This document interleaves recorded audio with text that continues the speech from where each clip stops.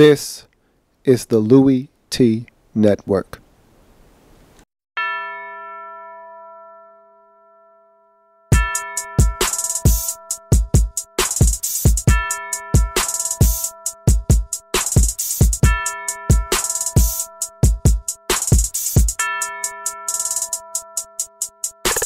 See, first come the preseason, and I don't take a day off. And then my team was 6-10, and we ain't smell a playoffs. Yeah, I seen the Super Bowl, but I heard they just play balls. A lot of teams had injuries. Sam Bradford had to take off. Go hard in the offseason, but you don't know the half. Before you know, we gon' look up, and we ready for the draft. They dressed up in that suit top, and I don't know how to act. They waiting, so patient, so they can put on that hat. Who else could it be? Yeah, but your man Luke. Okay, so when she asks you where you at, you tell her you in the lab room. Who else could it be? Who? But your man Luke. Okay, so when she asks where you was at, you can tell her you was in the lab room. Yeah.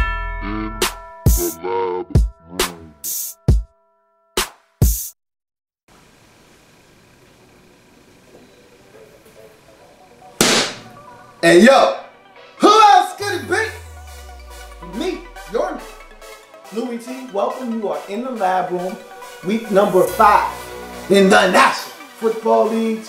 Hurry, hurry, hurry, hurry! Up, offense. Week 5. Man, what a week it was. By far the best week of the 2015 season thus far. Action-packed from start to finish. 3 overtime games in week number 5. You had all 3 primetime games living up to the billing. Starting on Thursday night with the Texans taking on the Colts, AFC South family business. I didn't expect a lot from that game. You probably didn't either, but that turned out to be a really good football game. Had a lot of gaffes, and we had the Hail Mary, or should we call it Jail Mary Part 2, right before halftime. Some untimely penalties, some late game drama. Hasselbeck with the deep completion on 3rd down to seal it. That was a pretty good ball game. 7-point difference. Got my money's worth there. You go to Sunday night, come on, man. That game was awesome. Started slow, but when it started to gain steam and the 49ers actually decided to participate and score some points, that turned into a thriller. Eli Manning with more late game magic as the Giants steal that one late. And then Monday night, you actually got a walk-off in the National Football League. It's rare, but it happened. Steelers had the decision to make. Down 3 at the 1-yard line. With 5 seconds left, do we kick the field goal or do we go for the jugular? The good teams in the league, they go for the jugular. They cut your throat, watch you bleed out on the ground. Steelers go in, get the touchdown. That was really close. If they didn't get it, they wouldn't have had enough time to call a timeout. Some really good theater in week 5. By far the best week. I'm here to break it down. Part 1 of the Hurry Up Offense, breaking down all of the games in week number 5 in the National Football League. We start in Baltimore. AFC North family business. Cleveland Browns on the road taking on the Baltimore Ravens. Did you have some issues with the Spanish announcers cutting into your English announcers at the beginning of the game? I did. I can't speak for anybody else. It was comical. For the first 7 minutes of the game, the Spanish announcers were battling the English announcers, and I couldn't hear anything. I just was watching the game. It was hilarious, but I definitely was having technical difficulties on my end. I don't know about you, but it was just comical. But the Browns, they've been playing good football of late. They came into this game saying to themselves, we could have beat Oakland 2 weeks ago, we should have beat San Diego last week, and we got a shot this week against Baltimore. They're struggling. Why can't we go into Baltimore and win? Conventional wisdom says you don't win in Baltimore, that's why. But the Ravens, this isn't the same old Ravens. It's a different team. I don't know these guys, neither do you. And so Browns came and said, hey, we got a shot. Duke Johnson. I talked about him last week and how he was starting to get acclimated to this offense. Okay, he's acclimated. They've got a section of the playbook that just says the Duke on it. And when they open it, Duke Johnson is all over that thing and he's making plays. He's a guy that you have to account for in this offense now. He's making plays. They're looking for him out of the backfield. They're splitting him out. They're treating him as a receiver. All of the things he used to do at the U, he's doing for this Browns football team. He's a dangerous weapon out of the backfield. They've got something going with Duke Johnson, and you have to account for this guy. He is now a problem, officially, out of that Browns backfield. Travis Coons, I talked about kickers on my podcast last week. A lot of games came down to kickers' inability to make kicks. He's not one of them. He had a huge week last week, 4 for 4 on field goals. All of his extra points went through the uprights. Travis Coons doing it again. He kept this Browns team in the game in the first half when they struggled to score points. It was 14-9, all 9 points off the right foot of Travis Coons. He looks like the second coming of Phil the Boot. They struggled with the kicking situation after they shipped him off to San Francisco.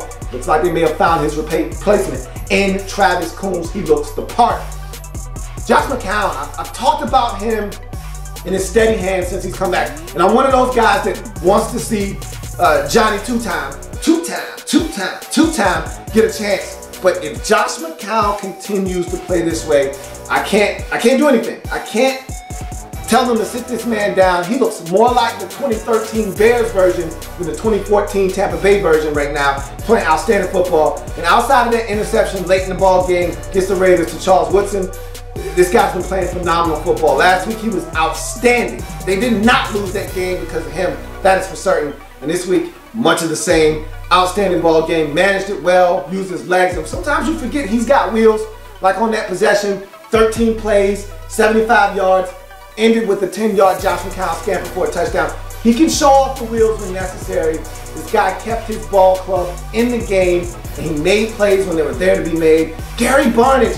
Somebody told Gary Barnidge that he was a pass catcher threat in this league about 3 weeks ago, and Gary just took off running with that, and he's not looking back.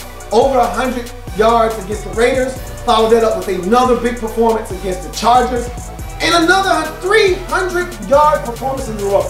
You have Gary Barnidge on your fantasy football team. Nobody has Gary Barnidge on their fantasy football. I bet you they got him now, though.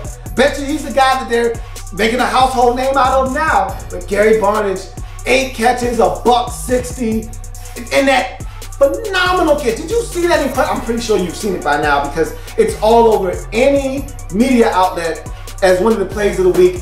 Stops the football between his legs, pulls it up, and is able to get over the end zone line. Just a phenomenal play.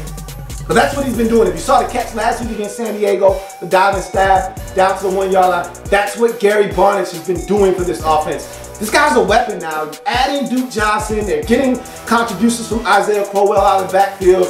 You got Gabriel, you got Hartline. Dwayne Bowe hasn't even scratched the surface. The Browns have some stuff on offense. If Josh McCown's hand can stay steady and his defense can play a little bit better football, they're banged up on that side of football, but they can play better on. This is a team that I feel like is going to finish better than the Baltimore Ravens this season. You heard it here first. If you haven't already heard it already, I'm telling you now, Browns are going to finish with a better record because this Ravens team isn't right. Let's jump into the Ravens.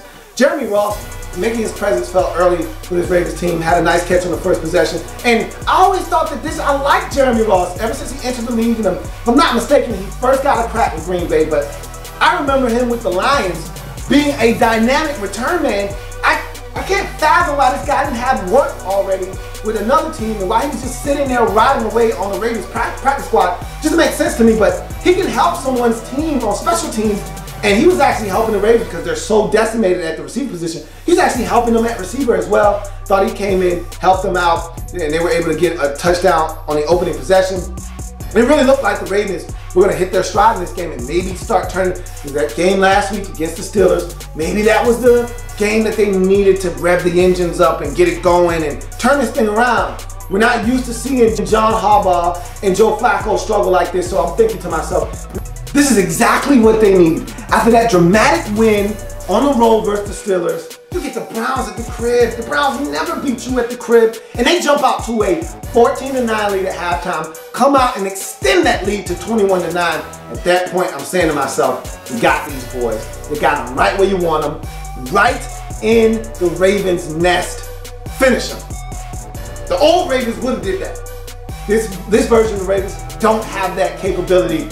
Browns hung around. McCown takes him on that 13-play, 75-yard drive, runs into the end zone, cuts it to 21-16. They go back down the field again, do the Browns, score another touchdown. Gary Barnidge, huge in this game with that ridiculous touchdown grab to give them a 22-21 lead. They go for 2, don't get it. And then from that point on, the game just got crazy. Ravens score, go for 2, they don't get it. The Browns go for get a touchdown. They were going tit for tat. At the end, though, it looked like the Ravens had the Browns where they wanted them, 30-27. I'm thinking, all right, this is where you get to stop, preserve the win, go to 2-3 in the season. All is forgotten, and you're back right square dead in the middle of the AFC picture where you need to be. They couldn't get the stop. And that's been the problem with this team against the Raiders. Up 3, 33, I want to say it was 31, 31, 33, 33, whatever it was. They couldn't get the stop. Raiders go down the field, score a touchdown, win the game.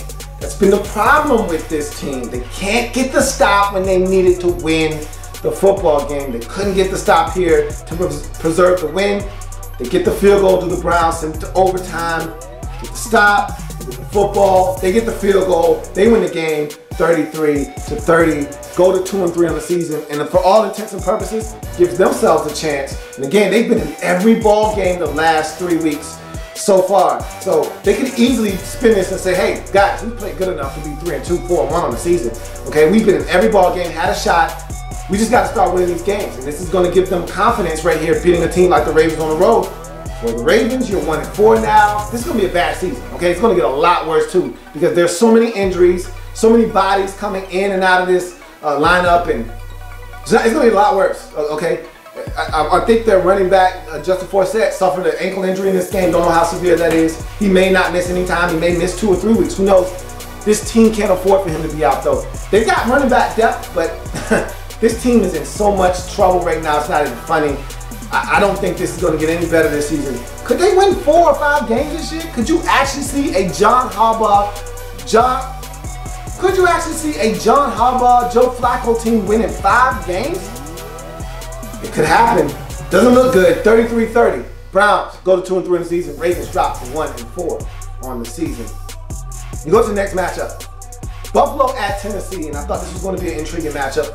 Titans coming off of a bye week, 2 weeks to prepare for the Bills. Bills looked bad last week against the Giants at home.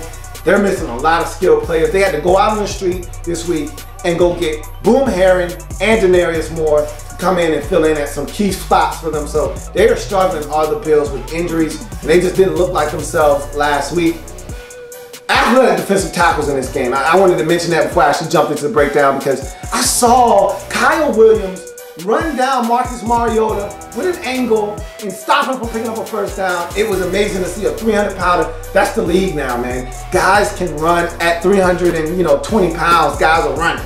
305 pounds. It doesn't matter. 300 pounds should not be running guys down that are as athletic as Marcus Mariota. But that's the league that we live in now. Guys at every position can run on the football field, and that's why scrambling quarterbacks, mobile quarterbacks, that read option, all that, you can't live like that in this league, because everybody on the field can run that. You can't run away. You can't get away. And so that was amazing to me. And then they got Jarrell Casey on their sideline, so there's just a lot of defensive tackles making plays, and it's just ridiculous. But anyway, Bills, another lackluster offensive start to the game. They did it last week against the Giants. Almost made me throw up in my mouth last week watching them on offense against the Giants. And I had the same feeling this week watching them in that first half. At one point, I actually jotted this in my notes. At the 7-minute mark of the football game, the Bills had 24 penalty yards and only 12 total yards in the game. So double the penalty yards over total yards at the 7-minute mark of the second quarter. They were anemic, were the Bills on the offensive side of football. They couldn't do anything right, and they should have been down. If you continue to do this, because had you been playing any other team in the AFC than this Titans team, and I may be stretching it here, because anybody else in that division, you probably would have still been in the ball game. But any other division outside of the AFC South, you playing any other AFC team, you're out. You're getting blown out in this game, because you can't do this. This start to the game, like you did last week, you saw you were down quick to the Giants, like 12-3 or whatever it was, 19 or whatever it was. That's how you would have been down in this game. This was the Raiders, this was the Chargers, this was the Bengals. You've been down big in this game, because you can't come out and start like this and expect to win ball games. Luckily enough for you, it was the Titans, and they allowed you to hang around. It's only 3-0 at half. The reason why it was 3-0, and I thought Rex Ryan could confuse Marcus Mariota, young quarterback, really do some things to play with his mind and really confuse him a little bit and slow down that offense. Well, he did, and forced 5 punts to 6 possessions in that first half. The lone possession that he didn't punt resulted in a field goal, and hence your 3-0 lead at the halftime break. You come out of the halftime break, Denarius Moore fumbles the football on a punt. You bring this guy in, Rex Ryan said, we're leading him to be a spark. Well, he was, the Titans, as he fumbles first punt after halftime leads to a Titans touchdown as Andrews gets in the end zone, and so it's 10-0. I'm thinking to myself, are you really gonna let the Titans beat you? Because if you are, then that means you're not serious about making a push to do anything this year, because you can't lose to Titans home, away, London, I don't care. You can't lose to this Titans ball club.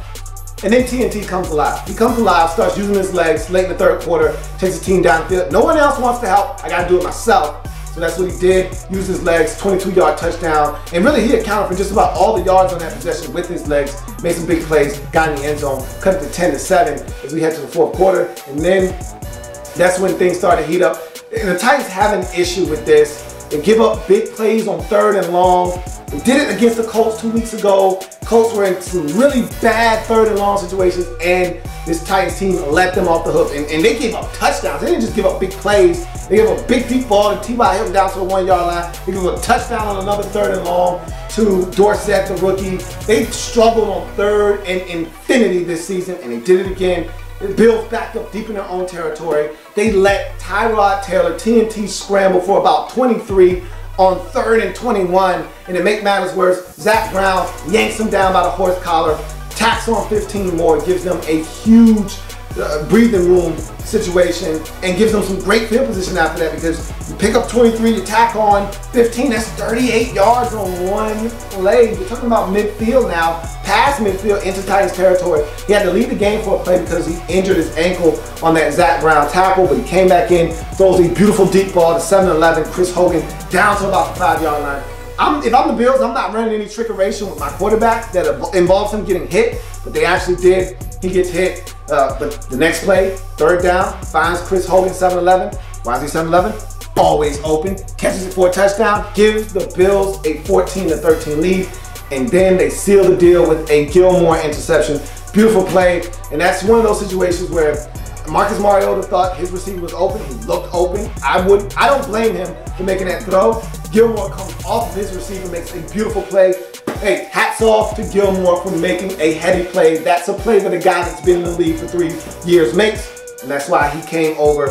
And when you spend a first-round pick, you expect guys to make plays like that, and that's what he did. Look at the Titans side of things. They avoided disaster on the opening kickoff. You can't fumble the opening kickoff and not even pick it up. And the ball took a very gratuitous bounce for the Bills. Almost ended in disaster for the Titans. Luckily enough for them, Bills were offsides. They got a mulligan. Whew! That could have really changed the course of this game and turned this thing ugly really quick. Parrish Cox should have had a pick 6. I think he mistimed his jump. There was a miscommunication between TNT and his receiver. Receiver goes in, Tyrod thinks he's going out, throws the football. Nobody's out there but Parrish Cox. I think he should have been able to pick that one off and take it to the crib, but he didn't get it. Marcus Mariota missed the deep ball to Kendall Wright. Now, I didn't realize this and I watched all the games, and maybe I should have, but I didn't realize it until they said something. He struggled with the deep ball. 2 of 13 after the miss to Kendall Wright on deep balls of plays over 20 yards or more down the field. He's 2 of 13 on the season. Young quarterbacks struggle with deep balls. I've noticed that. Teddy Bridgewater struggles with the deep ball. Ryan Tannehill still struggling with the deep ball. Blake Bortles doesn't always connect on the deep ball. That's a problem for young quarterbacks. I'm realizing that. Not everyone struggles. Derek Carr throws a really good deep ball. There's some other young quarterbacks that can throw a really good deep ball, but more quarterbacks come into the league struggling throwing a deep ball than not. And you can go ahead and add Marcus Mariota to the list as a guy that struggles, and I didn't expect that from him, but he's not hitting guys who are open, and Wright was open on that play. Titans ineffective on offense all day. Chalked it up to Rex Ryan, chalked it up to Super Mario being in the backfield all day long. Chalk it up to whatever you want, but they just could not get in an offensive rhythm in this football game. And once again, the Titans lose the fourth quarter. And I've said this before, and I'm going to say it again. This is a young football team. That's where your struggles are going to come. You're going to be in ball games all year long. You're going to have a lot of heartbreaks this season because you don't know how to win. You're a young team. Young teams lose football games in the waning moments, just like this one. You're going to have more of these to come, just like you did against Indy. You're going to be in ball games, but you're not going to win the game because you don't know how to close the deal. They lose the fourth quarter 7-3 in this game. That turned out to be your final outcome in the game as it was 14-13 Bills. Get it done on the road. Wasn't pretty. They got some things to correct, but you'll correct them with a W and feel good about that on the way back home. You go to the next matchup, Jacksonville at Tampa Bay. one of the funniest things you'll ever see, Bernard Pierce, a member of the Jacksonville Jaguars, actually blocks a Tampa Bay Buccaneers player on a punt return for the Buccaneers. Instead of him going down and making a tackle, I think what he thought in his mind, and just lost track of what was going on in the game, he was thinking that he was on punt return instead of punt coverage. And so instead of him going down and trying to make a tackle, he turns around to start blocking a Buccaneer player, where the Buc player says, hey, go ahead and block me, thanks.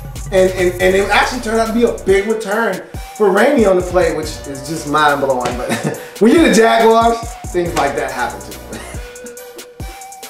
Man, it's that bad. Let's talk about the Jaguars, though, quickly in this game. Blake B solid, man, in the first half. He just had that one mistake, and I keep finding myself saying that about Blake B. He was great, and that but was huge because that turned into points off of the McDougal interception. You can't have that, you know, and that's, guy was wide open over the middle of the field, and he elects to throw it where there's a defender draped all over your receiver and turns into an interception. Need Blake to clean that up. But this was a really good game. You look at his numbers, you look at the performance, and you say to yourself, that's not bad, Blake. You just eliminate some turnovers. You got to make some of these other throws. He missed Allen Robinson on the deep ball twice in this game. Could have really made a huge difference in the outcome. You take away some of these missed throws, and you're like, man, this is an awesome day by Blake, but you can't take away those throws. Gotta hit those, and I need Blake to step it up because this team needs him. They're not good enough to have him missing guys that are open 40 yards down the field, and not good enough for him to be throwing interceptions either. Good to see Juice on the field, man. Been waiting to see him in a Jags jersey. Had that injury in one of the early preseason games and has been out. Good to see him back on the field. I'd like to think that had he been healthy at the start of the season, that they would have won at least one more game. That Indy game seems like a prime candidate as a game that they might have been able to pull off if they would have had another pass-catching threat on the field at tight end and Juice. Good to see him out there. I think he'll make a difference moving forward if he can stay healthy. Defense was done no favors in this game. And you had the Blake B interception, put them in a bad spot. They were already in Jags territory when the Buccaneers took the field. You had the Grant fumble, and so you reward a guy for having some good returns. You say, hey, we're going to give you a couple carries on offense. And how does he repay you? By fumbling deep in Jags territory. And that turned into a scoop and score touchdown. Defense didn't do anything wrong there. Boom, touchdown. And then you got two good Rainey returns. Bernard Pierce, your own man, blocking for him on one of them, and great field position for the Buccaneers on those two returns in Jaguars territory. And so you've got a little bit of field to defend. The defense, outside of allowing Doug E. and Charles Sims to eat them alive on the ground, besides that and even catching it out of the backfield, the Jaguars defense, they didn't do much wrong in this game outside of just being in bad spots that they were put in by the offense or by the special teams. It was really a lackluster performance by everybody involved, but the defense takes the least amount of blame there because they were put in some bad spots in this game. Talked about the misses by Blake B. Gotta hit those. I'm seeing maturation though. I'm seeing him make a lot more, better decisions, some better throws. There was one throw in the end zone, had to split the safety who was coming over late, in between the corner and the safety, and he made the throw. It was a stick throw to Allen Hurns right before the halftime break.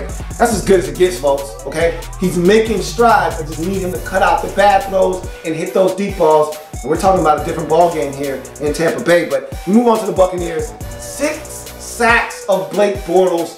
This is a feast or famine defense. I'm going to talk about that a little bit later, but let's start with the defense forcing the issue early on in the game.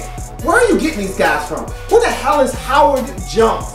A couple weeks back, it was the Jack Smith guy with 2 or 3 sacks against New Orleans. Now it's Howard Jones.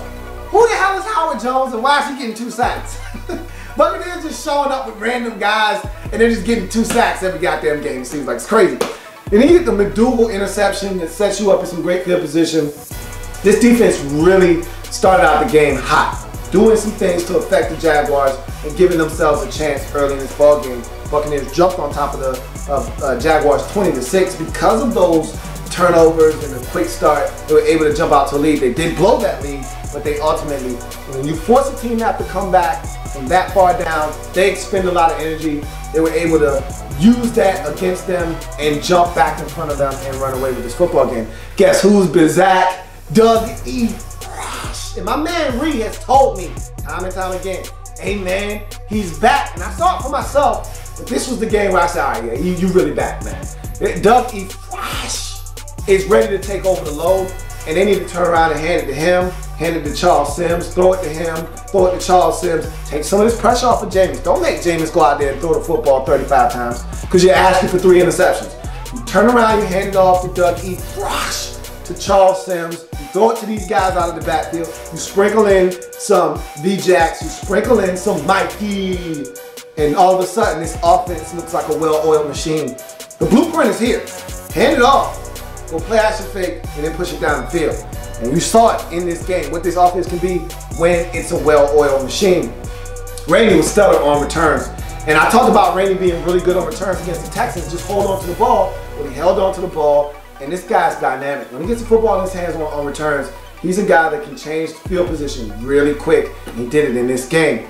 Feast or famine defense. I said I was going to talk about this a little bit later on. This is the thing the Buccaneers have to clean up if they're going to win football games.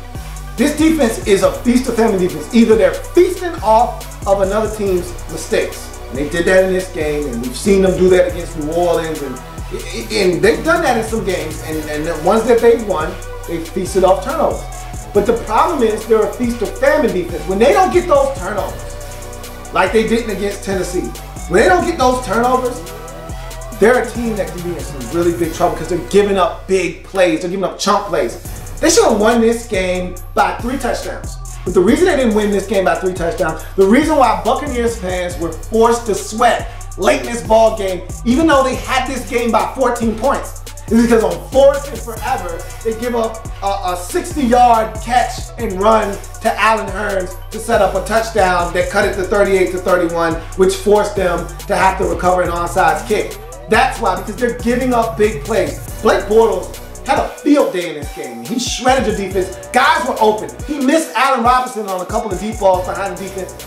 You have to stop giving up chunk plays. You're either forcing a turnover, getting a sack, or you're giving up a chunk play.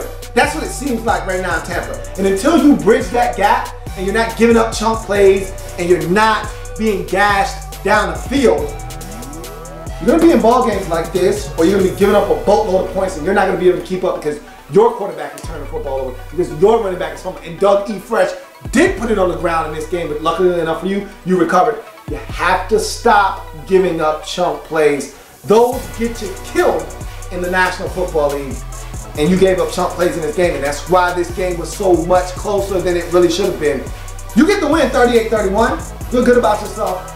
Jameis didn't turn the football over in this game.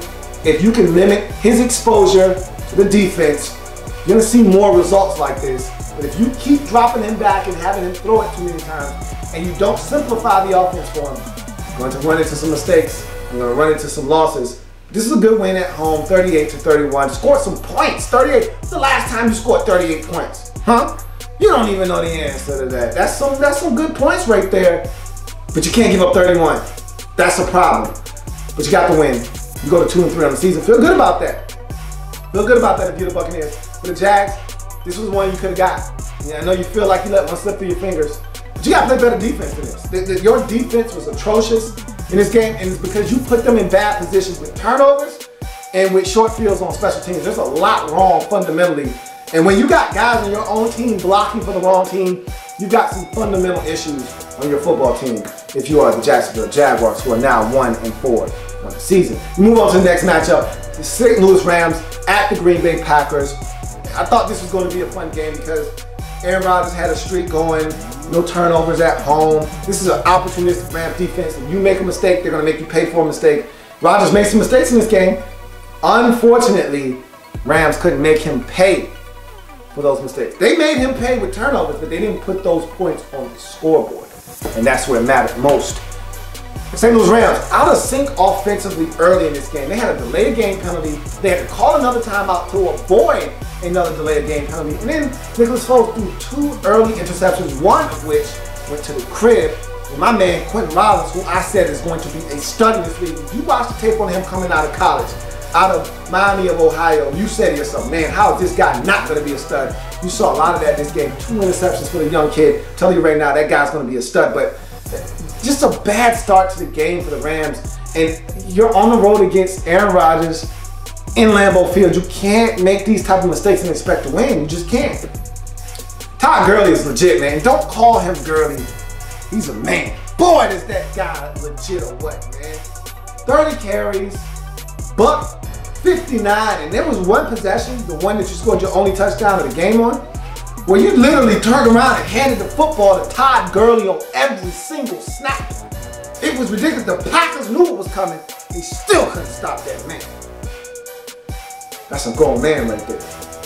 Defense made plays, but they gave up chunk plays. That was your downfall.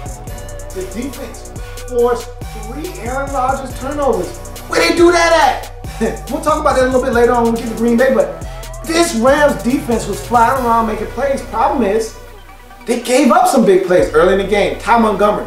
What in the hell was that? This man catches a simple in route and looks around like, oh, nobody's here. I'm gonna just run for 30 yards and a touchdown. The easiest 30-yard touchdown you'll see. Walks in the damn end zone. Then to start the second half, the same damn thing happened. Better coverage, same result. James Jones, tight coverage, Aaron Rodgers, and this is the Aaron Rodgers throw. I don't know of many other quarterbacks that puts it on the money like this in stride so that he doesn't have to stop. The defender falls down, he catches it, runs 70 yards for a touchdown. And I mean, you can't give up those kind of chunk plays against a Packers team that was struggling in this game to put points on the scoreboard. You gave up 2 big plays, and that proved to be the difference. You lose by 14, those are 14 points right there. Nicholas Foles has to play better outdoors, man. Your 3 games that you were in, you won 2 of them, you lost 1 close. You were indoors. 2 of them were at home, 1 was in Arizona. You go outside against Washington, he was horrible in that game. You go outside against Green Bay, 4 interceptions. You gotta play better outside, man. He's played outside before. This isn't new to him, but you gotta tell him, look, man, every game's not gonna be in a dome, chief. You gonna have to step it up when you go outside. Smell that fresh air. You gonna have to play better football, man. 4 picks? Who you gonna be doing that? I can answer that. Nobody. Remember that? Nobody. You're not gonna be nobody doing that, man. You gotta play better than that. And when Jeezy is missing field goals, and he missed 2 of them in this game, and that kills momentum, that gives up field position, you're not gonna win football games. He's gotta make his field goals. The inability of him making field goals and you taking advantage of opportunities. You had 3 short fields with Aaron Rodgers, 3 turnovers by Aaron Rodgers, 1 fumble, 2 interceptions, and you failed to take advantage of those opportunities. And when you throw 4 interceptions, you're not gonna beat anybody. Simple as that, if you're the Rams. You played well enough to win this game. You hold the Packers at 24 points, and one of those touchdowns came late in the ball game. When you score that when you hold them down to that point total, and 24 is really a lot of points for most teams in the league. For the Packers at home, that's nothing. They do that in their sleep. You should feel good about yourself, and you should have a chance to win. But when you only score 10, not gonna beat anybody doing that. I haven't seen a team win this season yet scoring less than 10 points. So if you're gonna score 10 points, I don't see you winning any ball games. You go to the Packers, they started fast in this game. Just as the Rams started slow, Packers started fast, and that's pretty much why they won this football game. You got the Ty Montgomery touchdown, wide open. Can't get much easier and open than that. Then you got the pick 6 by Quentin Rollins off of the second Nicholas Foles interception. Just like that, it's 14-3, I believe, 14-0. And I mean, Aaron Rodgers picked off twice in this game. First interception since 2012. Now that's a misleading stat because you got to remember he was basically banged up one of those entire seasons. I want to say it was 2013 where he missed literally 8 games of the season. So, you know, he didn't play half of that year. So, but still, that's an amazing stat to not have thrown an interception in essentially 3 calendar years. We're talking about over 500 and some change passing attempts and, you know, 30 some odd games. I mean, that's amazing, but that came to an end. He threw 2 interceptions in this game and he fumbled, which is so uncharacteristic of Aaron Rodgers and this Packers offense. And then to make matters worse, you had a penalty negate a field goal and then you had to punt. There were a lot of unpacker-like moments in this game, which the Rams failed to take advantage of. But hey, you start the first half hot, you start the second half hot with the James Jones touchdown. That proved to be the difference in the game. You get it done, and this is the thing that's scary for the rest of the league. If this Packers defense is playing like this, I mean, they harassed Nicholas Foles. I mean, they sacked him, they forced him into some bad throws, they picked him off 4 times. If they're doing this, and if they can win games with defense like how the Broncos are, and I'm not saying that this is the Broncos defense, but if they can start forcing turnovers and being aggressive on that side of the ball, in conjunction with what Aaron Rodgers is going to do on a weekly basis, come on, man, stop it. Stop it. Packers get it done 24-10, win the football game, go to 5-0 on the season. Rams drop this game, go to 2-3 on the season. New England at Dallas. This was a no contest. This is supposed to be a good game, but we all know the truth. Brandon Weeden's your starting quarterback and not winning. As a matter of fact, he hasn't won in over 2 seasons. He's 0-11 in his last 11 starts. I heard a stat, crazy. 20 head coaches have been hired and fired since this man has last won a football game. That's rough. Said the faster you can get Matt Castle in your lineup, the faster you'll have a chance to win. I think they're going to make that switch after this bye week. Jason Garrett tried to sound as enthusiastic about Brandon Weeden as one could sound, but trust and believe. Matt Castle is starting after that bye week. Trust and believe. He's going to be up to speed. It's an extra week to get this guy prepared. He will start in that next game, whoever they're playing. I don't know who they're playing. He will be under center. Trust and believe. Matt Castle will be starting in week number 7, the next time we see the Dallas Cowboys. But let's talk the Patriots in this game. I thought the defense played really well and defensively. And again, Brandon Weeden at quarterback, not really that hard to do, but hey, go out and do it anyway. 6 possessions in the first half, or excuse me, 7 possessions in the first half. 6 of those were punts forced by the Patriots on the defensive side of football. So they were really getting it done on the defensive side of football. Dion Lewis impacting the game. After getting that new contract last week, he came out and showed why he's getting that new contract. Thought he played a whale of a ball game.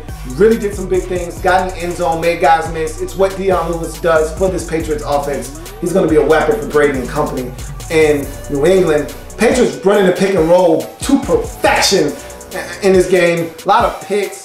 They called them for a couple of penalties, but they got away with a couple more. Like literally, they called them for a penalty the very next play. They came back and did it again and scored a touchdown off of it. Patriots they do what the hell they want to do. And they was running that Stockton Malone pick and roll to perfection. Ran away with the game, 30-6. Cowboys, they applied pressure on Brady. I mean, for them to do what they did to Brady and not be in the lead, it's comical almost. I mean, listen to this. First 9 dropbacks of the game for Tom Brady. 3 sacks, 3 hits, 3 hurries. By halftime, it was 22 dropbacks, 5 sacks, 8 hits, 4 hurries. Yet they were still down 13-3 at the halftime break. I mean, what do you do when you're getting after Brady that way? You're flustering him, you're making him take shots and have to get rid of the football early, and Hardy and Crawford and all of those guys are getting after the quarterback, and you're still down by 10. You lose 30-6, that's what you do. At least I can say this. Greg Hardy is going to make a difference for this Cowboys defense. That is a fact. You saw the impact that he has right away. They're going to be a better defense because he's on the team. You're going to have to deal with some off the field shenanigans, but on the field, this guy's a problem, and he makes a difference. But 30-6, really not much you can do in this game with the quarterback situation the way it is. You can tell it's affecting other aspects of the team. The running game wasn't even that good in this game, and that's something that the Cowboys hang their hat on. But when you know the quarterback under center can't get it done, and he's going to nickel and dime and dink and dunk his way down the field and still throw an interception, no touchdowns, really hard to get juiced up as a team. Offensive line, backs, all of that. It's hard to get juiced up and think you're going to go out and win when you got number, what is Weeden, 3 under center? Yeah, it's pretty bad. Don't worry, you've seen the last of him starting for this Cowboys team for now. Can't make you any promises, but he won't be starting after the bye week. The Patriots get it done, 30-6, dominant performance. They actually didn't allow Gronkowski to kill them, which is probably a first for this season. He's been running roughshod over just about every team this season, but Cowboys, well, they let everybody else get him. Edelman got him, Amendola got him. Even Keyshawn Martin, who just got there not too long ago, even he had a good game. So they're starting to really get other people acclimated into the offense as well. So Patriots get it done 36, remain unbeaten at 4-0. And so we'll see what happens with them moving forward. Now we're going to see what the Cowboys decide to do coming off of their bye after week number 6. We'll see. San Francisco at the Giants, Sunday Night Football, thrilling matchup. I kind of alluded to that earlier when I talked about the really good football in week number 5. Start with the 49ers. Niners making it easy on Cap, and I thought that was something. I remember I talked about Cap last week and I said confidence is the key with this guy. And the way to build confidence, completions.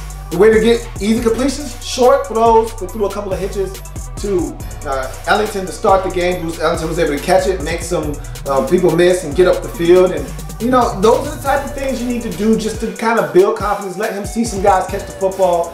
And I thought they did some good things early in the game, but it didn't really sustain itself in the first half that much. They did have a drive that went down later in the first half, but it stalls out at the 4-yard line. They got to settle for a field goal. And I talked about the red zone woes for the 49ers. That's something that they've had, and this goes back to Jim Harbaugh. When he was the head coach, they struggled. I remember very vividly that, I want to say it was the 2013 playoff game in Seattle where 49ers Aldon Smith gets a sack on Russell Wilson early in that ball game, force a fumble, and you knew if the 49ers could get in the end zone, they had a shot on the road against Seattle in that NFC Championship game, and they had to settle for a field goal. And that was to me, that was the pitfall of that football team, and it's still a pitfall of this team now. They can't get in the end zone consistently when they get in the red zone. Now they fixed some of that second half, but I want to see them be consistent throughout the season with that. Get in the end zone, stop settling for field goals, score touchdowns. The defense is going to get better, I think. Over time, that secondary is going to come together and gel. Ahmad Brooks, I don't know, look, I don't like counting on guys that I don't know if I can count on because nobody's unfortunate situation with his sister and, you know, he took a leave of absence, but he's got a charge that's pending right now. I don't like counting on guys that may be gone in the near future, but if he comes back and he's able to play, you're going to get pressure on the quarterback. And I like some of the stuff that you got up front. I'm in love with Lynch. Talked about Lynch ad nauseum. We know what Navarro Bowman is. He's still not all the way right, but he's still one of the best in the league at his position, and he's still not right yet. Wait till he gets back to where he was before the injury, if he ever does. There's some stuff there, but that secondary leaves a lot to be desired right now. When they fix what's going on back there, maybe experience with, there's a lot of young guys back there, you'll get better, but gotta get in the end zone. Forget about all that on the defensive side. All that stuff doesn't matter if you're not scoring points. You're not gonna beat anybody scoring 3 and 10 and 6 and 13. You gotta score some points. So score points in this game. Defense wasn't able to hold their end of the ball. We'll talk about that when we get to the Giants. But woo! It's a fun game though. Excellent opening drive in the second half. 10 plays, 80 yards, capped by a 3-yard Anquan Bolden. A touchdown knocked the game up at 13. That's what I want to see from this team. I think Colin Kaepernick gained some confidence in that second half. He had some really good numbers, 23 of 35, 2 and some change. No turnovers for him in this game, and that's pivotal. He needs to stay and steer clear of those turnovers. I think he's going to be just fine. I don't think it's time to pull the plug on him quite yet in San Francisco. It's just a confidence thing. With me, he still can run. It's still there. They just got to simplify things for him and stop him from having to think so much. And it always helps when you can protect him. That offensive line was a lot better last night than they had been over the first couple of weeks. That's a bad right side of the offensive line, and that's where a lot of the problems have arisen from. Another beautiful drive, 11 plays, 80 yards, and this one was capped off by Garrett Selleck touchdown. These are the type of things you want to see from the 49ers, them scoring touchdown. They get a later touchdown with 1 minute and 45 seconds left, a 2-yard touchdown run for Carlos Hyde to give them the lead. It looked like that was going to be good enough for them to win this game. They were up 27-23 at the time after the touchdown. You're thinking, wow, I can't believe the 49ers just snuck in the back door and stole one from the Giants on Sunday night. I really couldn't believe what I was seeing because that wasn't the same 49ers team that I saw 2 weeks ago versus the Cardinals. That wasn't the team I saw last week versus the Green Bay Packers. This was the team that I saw week 1 versus Minnesota on the offensive side. Now, defensively, that team shut Minnesota down. They could not stop Eli Manning and the New York Giants in this game. Speaking of which, let's go to the Giants. Odell Beckham Jr., ODB. Shame on you when you step the old dirty Beckham. Was getting off early in this game. I mean, he literally left the game, I want to say, mid stages of the third. And he already had 7 catches for 121 yards and a touchdown. So he was putting in work. Yeah, but he left with a hamstring injury. Don't know the severity of that. That's big for the Giants because you take him out of their lineup, and I don't give a damn if you get Victor Cruz back. You can bring Hakeem Nicks back if you like. I don't give a damn. You take him out of the lineup, and this is an ordinary pedestrian offense. You can throw the ball to your running back 18 times if you like, okay? You can throw the ball to him as many times as you like, because he had 8 catches for 80-something yards in this game, 85 yards. He had a hell of a game, and that's why you brought him from New England to New York. But you throw it to him 18 times, all you want. Teams will give you that. Odell Beckham Jr. is where it's at, okay? For this offense to go and for it to work as a well-oiled machine, you need Odell Beckham Jr. And for him to get injured, that's a little scary. We'll see how, and he dealt with the injury to his hamstring last year that kept him out of the first 3-4 games of the season. So we'll see. Hopefully it's not a severe injury, but that's big time. I think Ruben Randle even left this game with an injury as well. So all of a sudden now it's looking real thin at receiver. You were already thin coming into the game. You know, you don't want to rely on a guy like Dwayne Harris. He started to show himself, dropped a couple balls in this game. And you already got rid of Preston Parker because he couldn't catch. So not saying, just saying, got to make sure the guys stay healthy because you're going to end up throwing the ball to Shane Vereen 25 times. That's not going to be pretty, but he got off on a busted coverage early in the game, and he had a nice catch and run, the one that he injured his hamstring on for a touchdown. So he was getting off, but he ended up getting injured. Eli was shocked with the short passing game, which is nothing new. That's what he's done in McAdoo's system. A lot of short passing game. That's why Eli Manning doesn't have a lot of interceptions. That's why they showed the snap to release from Eli as one of the quickest in the league. I think the 3rd quickest in the league because he's getting rid of the football. A lot of short passing game, a lot of 3-step drops, a lot as soon as he gets the football in his hands, he's not even getting the laces, he's getting the football out. It's a lot of quick passing game in New York, and Eli is excelling at that. And he was sharp early in this game. It should have been more than a 13-3 lead. They let the 49ers hang around, some drop passes. Eli throws a terrible interception right before the halftime break. And I thought that changed the ball game because if he doesn't throw that pick, look, just coming away with a field goal there, it's 16-3. I don't think the 49ers have enough after the field goal to go down and get a field goal of their own. I think it's 16-3 at the half, and you're in control of this game, total control of this game.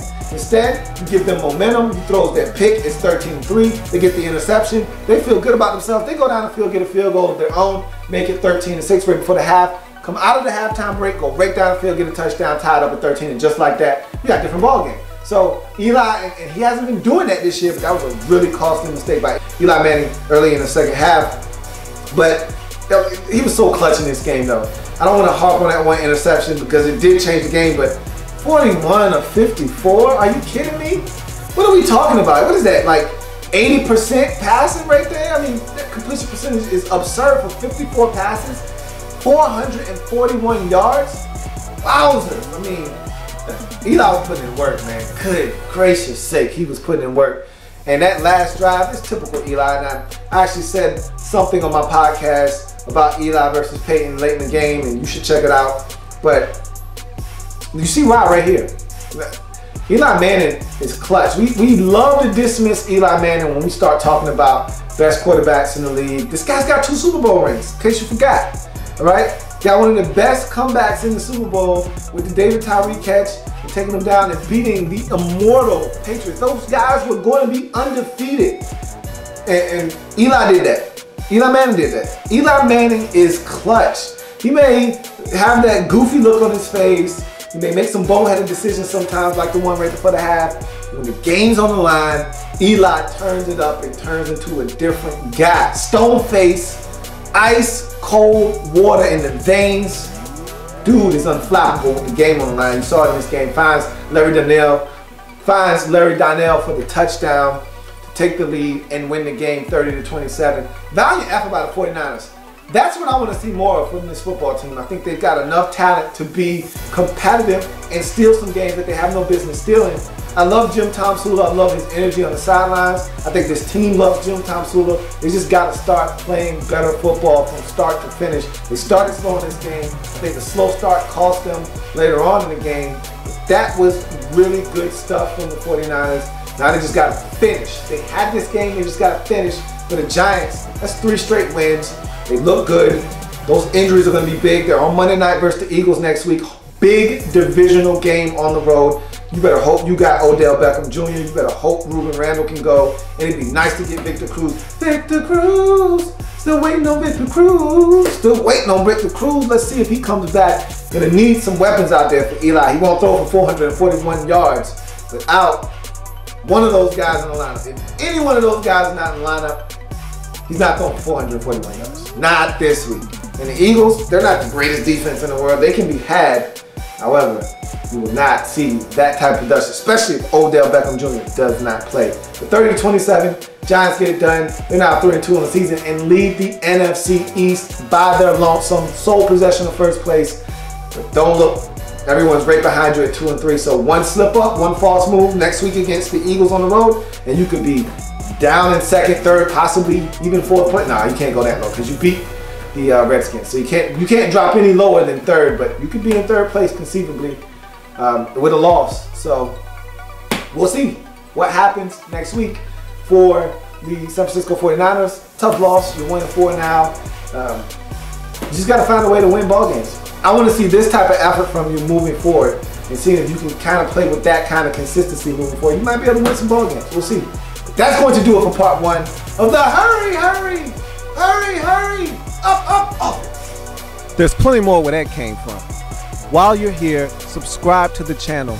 If you want more Louie T, be sure to follow me on Twitter at In the Lab Room, or you can like the Facebook page at In the Lab Room. That's In the Lab Room on Facebook and at In the Lab Room on Twitter. Don't forget, subscribe to the channel if you haven't already done so.